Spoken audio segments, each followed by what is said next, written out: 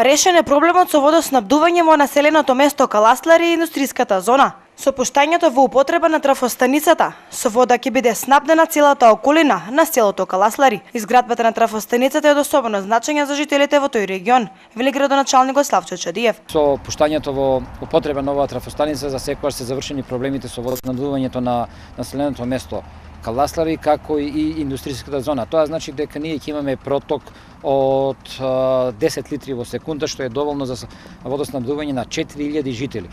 Додека досегашниот капацитет беше многу помал, истовремено оваа трафостаница има капацитет од 50 киловолти, тоа значи дека ќе ги снабдува и индустријската зона Каласлари и ќе снабдува населеното место Каласлари и сета нејзина околина каде што ќе има потреба да се приклучат на оваа трафостаница. Локалната самоуправа ги очекува дозволите и инфраструктурните проекти за индустријската зона Каласлари. Со снабдувањето со вода, еден од условите е веќе исполнет. Што се однесува пак до проектите за патиштата во индустријската зона, општина Веле се надева дека во текот на оваа недела ќе ги добијат проектите од изведувачите со што ќе започне процесот на нивна изградба. Веќе канализациониот систем проектот е веќе одобрен, а ние веќе се подготвуваме за отпочнување на негово реализирање, но и е најавена за непол месец и пол почнување на градбата на фабриката, а истовремено ќе објавиме одма после изборите, бидејќи сега за време на избори согласно препораките на антикорупцијска комисија не можеме да ги објавиме останатите парцели за продавање, за отуѓување на државно градежно земјиште. Одма по завршувањето на изборите ние пристапуваме кон објава за 3 нови парцели каде што веќе имаме заинтересирани купци да овој сегмент за оваа наша индустријска зона. Трафостаницата е стационирана во непосредна близина на хотел Македонија. Индустријската зона има побарувачка од 2 литри во секунда. Исто толкова побарувачка има и селото. Останатиот проток, кој го содржи трафостаницата, е оставен на располагање за приклучок на нови корисници. Од локалната самоуправа известуваа дека околу 2 месеци траел процесот на добивање на дозвола и изградба на трафостаницата.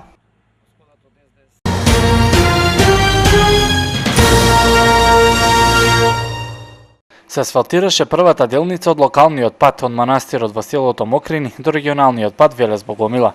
Реконструкцијата опфаќа проширување на постојниот пат, тампонирање и асфалтирање.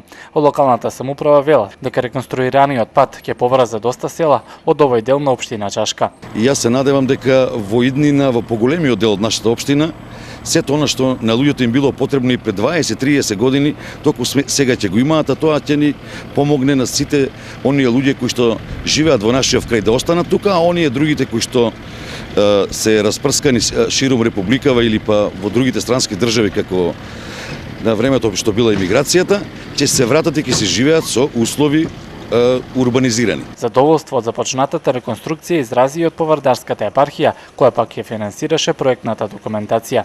Господин Агантангел очекува новиот пат да помогне во развојот на духовно-црковниот туризам во овој дел од земјата.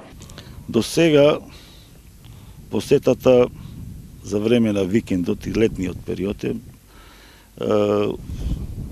можеме да кажеме дека сме задоволни затоа што и немаме нешто таму ново направено, но нашите размислувања се ако сега Бог даде, јас верувам дека ќе даде, бидејќи веќе се почнува да се работи, да се направи патот, таму имаме план да направиме на многу пубава црква, имаме план да направиме уште еден конак, тој конак да биде монашки, а овој конак сега што е да се биде за луѓето кои сакаат да преспијат, да се одморат малку.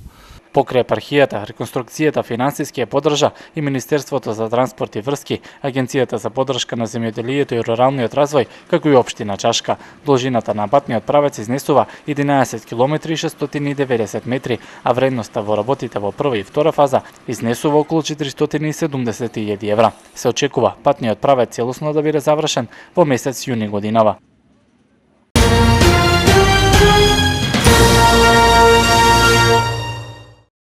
Министерството за внатрешни работи ги зголемува акциските контроли на државните патишта. Ваквата одлука произлегува од информациите кои деновиве проструија во јавноста дека на автопатот Велес Скопје несовесни возачи организираат опасни игри со возење во спротивна насока. Министерката за внатрешни работи вели дека досега до надлежните не пристигнала официјална пријава за ваков вид на возење.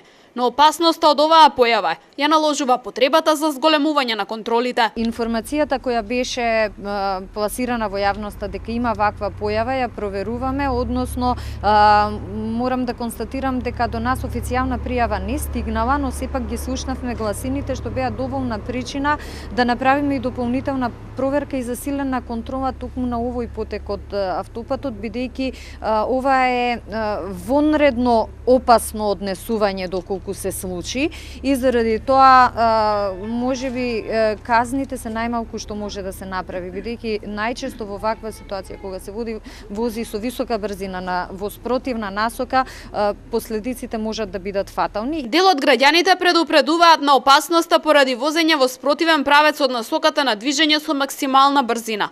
Информациите за овие адреналински игри се појавија на социјалните мрежи.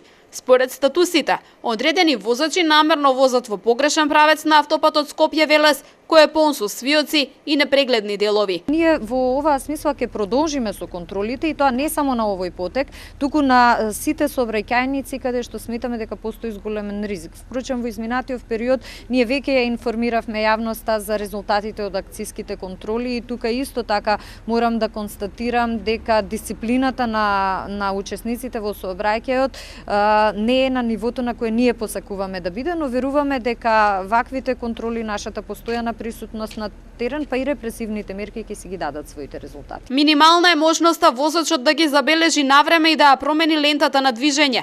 Од МВР апелираат, доколку граѓаните се сведоци на ваков вид трки, случајот веднаш да го пријават.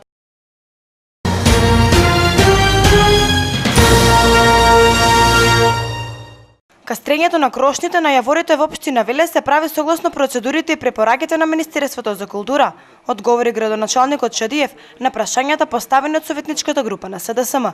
На пресконференцијата која Социјалдемократскиот сојуз ја одржаа во петокот, го обвинија градоначалникот Шадиев дека не се грижи за природното богатство. Обвинија дека без одлука на советот, градоначалникот ги кастри крошните на јаворите. Ние како општина си имаме обратено во 2 наврати 2010 и 2012 за оценка на кој начин може да постапиме со згрижувањето околу заштитата на јаворите. Оттаму имаме препорака да во соработка со стручни лица она се што представува опасност и можност за опасност да тоа се отстрани во крошната на јаворите. Значи до тие министерства ние си имаме обратено, министерствата не имаа дадено дозвола на кој начин треба да се постави. Советниците од опозицијата нема со што друго да се занимаваат, па затоа по меѓународот шират лажни информации, вели градоначалникот Шадиев. Тој напомена дека во општината постојат документи со кои се разјаснува случајот за кастрењето на крошните на јаворите. Локалната самоуправа е цврсто определена токму на она што го вети во предизборието, тоа е стварање на услови за локален економски развој, односно обезбедување на нови работни места. Тоа за задоволство на нашите сограѓани го чиниме. Веќе знаете дека повеќе стотици луѓе работат во фабриката Дрексел Мајер во Кавадарци и тој број ќе се заокружи 1300. Истовремено, за месец и пол ќе почне изградбата на фабриката во Каластари, бидејќи извршниот директор е утре веќе во посета на град Велес, каде што ќе се стационира сегментот на работењето понатаму на фабриката. Градоначалникот апелираше до советниците од Сојузот за иднината малку повеќе да соработуваат со општинската администрација, бидејќи таа им е достапна во секој момент. На тој начин ќе ги добијат соодветните документи и ќе се избегне ширењето на лаги и невистини.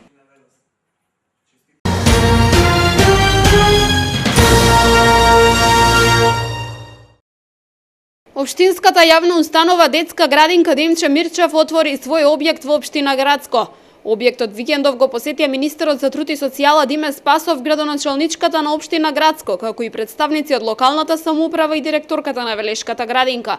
Отворањето на истиот беше неопходен со оглед на тоа дека Градско не располага со установа за згрижување деца од предучилишна возраст. Наша цел е и во изминатиот период и во наредниот период да продолжиме со континуирани активности кои што се во насока на зголемување на капацитетите за згрижување и воспитување на децата од предучилишната возраст и во наредниот период продолжуваме со низа активности кои што се во насока на отварање на нови објекти во голем број на општини, особено во руралните населени места каде што немало досега вакви објекти. Опремувањето на објектот е со финансиска поддршка на ресорното министерство. За оваа намена беа обезбедени околу 3 милиони денари. Во објектот ќе бидат згрижени 30 на деца на возраст од 3 до 6 години распределени во 3 групи. Ја гледаме иднината на Градско во младината.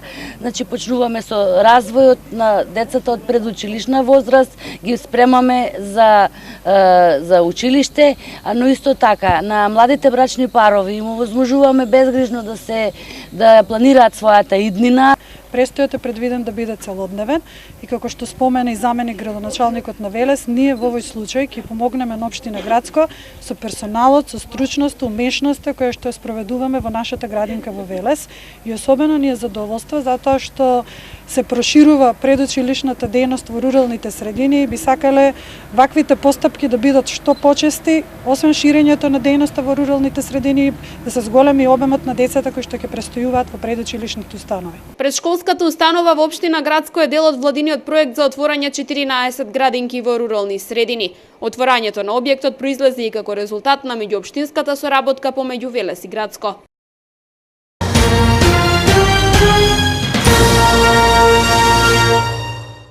Малопродажната цена на бензините и на евродизелот останува непромената. Цената на екстра лесното масло за домаќинство се намалува за половина денар, а на мазотот поскапува за 0,8 денари. Вака одлучи денеска регулаторната комисија за енергетика. Согласно одлуката, литар Евро Супер БС 95 и натаму ќе се продава по 78 денари, додека литар за БС 98 по 79,5 денари, а цената на евродизелот останува 69 денари за литар. Новата цена на екстра лесното масло за домаќинство од ноќеска на полно ќе се продава за 57,5 денари по литар, додека килограм мазот од утре ќе се продава по 40,881 денар. Промената на цените е согласна со просечната цена на суровата нафта на светскиот пазар во изминатиот 14-дневен период.